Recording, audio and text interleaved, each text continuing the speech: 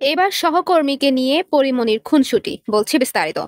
ঢাকায় চিত্রনায়িকা পরিমণির একদিন গাড়িতে চড়ে কোথাও যাচ্ছিলেন।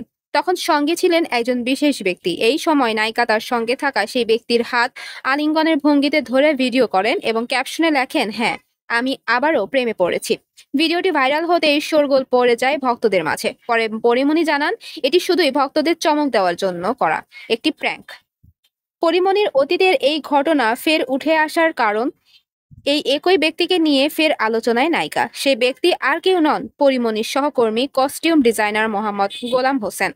এই নায়িকা যেখানেই যান সেখানেই প্রিয় এই সহকর্মীকে সঙ্গে রাখেন। সম্প্রতি পরিমণি তার ছেলের জন্মদিনের অনুষ্ঠানে এক জমকালো আয়োজন করেন। সেখানে গোলাম হোসেনের সঙ্গে জুটি বেঁধে নাচেন পরিমণি।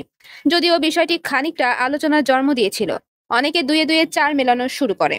এমন আবহের মাঝে সম্প্রতি নিজের দলবল নিয়ে সমুদ্র বিলাসে যান পরিমণি, যেখানে আলাদা করে গোলাম হোসেনের সঙ্গে একটি ছবিও প্রকাশ করেন পরিমণি এবং লিখেন ঘোরাঘুরি।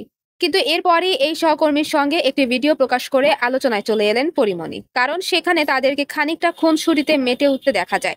মঙ্গলবার বিকেলে প্রকাশিত সেই ভিডিওতে দেখা যায় গোলাম হোসেনের কাঁধে হাত রেখে জড়িয়ে ধরেছেন আর ক্যামেরায় উচ্ছ্বসিত হয়ে দুজনেই পোজ দিয়েছেন।